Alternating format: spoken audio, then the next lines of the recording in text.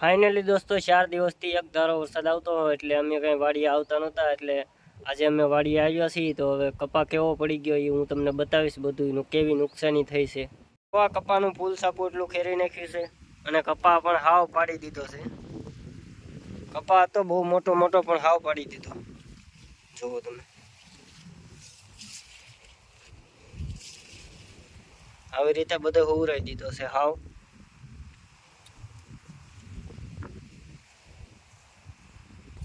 ને એટલો વરસાદ પડ્યો કે કૂવાની અંદરથી પાણી રૂમમાં આવી ગયું. જુઓ તમે, બાયણે. અને આ કૂવો જુઓ કેટલો ભરાઈ ગયો, હાવ ઉપર હાથેથી પાણી આંબી લઈએ એવી રીતે ભરાઈ ગયો છે.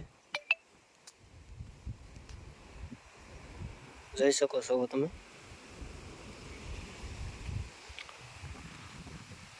અને આવી કંઈક અમારી વાડી છે. આ અમારી માંડવી છે.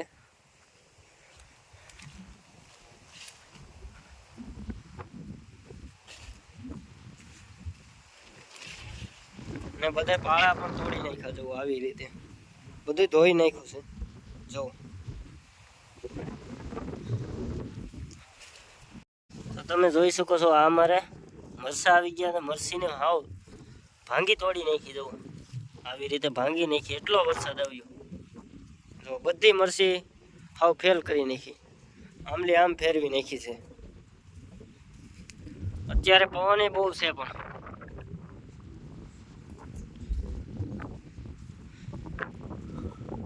આવી કંઈક મરસી છે અમારી.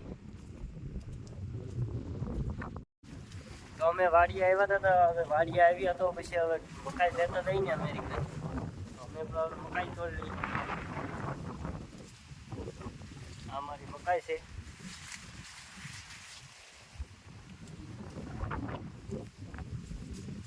જો આ બધી પાડી દીધી મકાઈ. તોડવાનું કામ ચાલુ છે. જુઓ, અને આ અમારી મકાઈ તૂટી ગઈ. હવે આને બાફવાની છે ઘરે જઈ.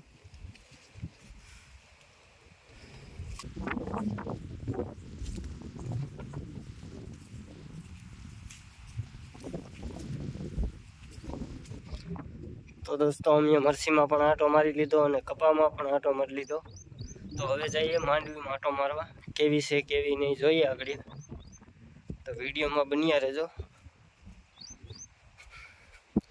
આવી રીતે અમારો કપા પાડી દીધો. કેટલી નુકસાની આવી છે.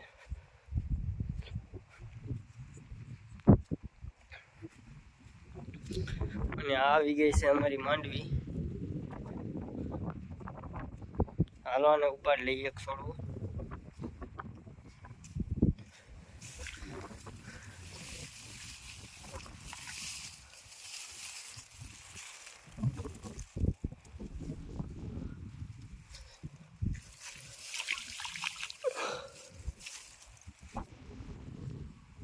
ધોઈ જશે હજી. હાલો અમે લીમડે ધોઈ નાખીએ. આપણે કુંડી છે ત્યાં. એટલો વરસાદ આવ્યો કે બધું રેસકી ગયો. આમ જો એક મોટરનું પાણી તો એમને જાય, ખાલી ખેતરમાં નથી તો એમને નીકળ્યા કરે છે આ ઓકરામાંથી.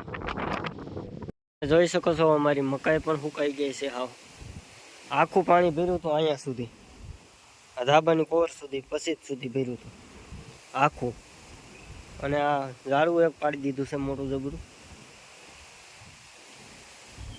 આવી કંઈક અમારી વાડી છે. અને અમે આવી ગયા છીએ ધાબા ઉપર. જોવા અમારો ઝંડો લહેરાય છે, તિરંગા.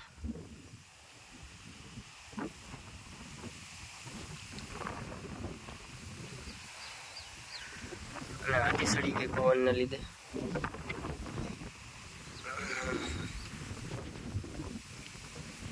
જુઓ તમે, ગુડ લુક.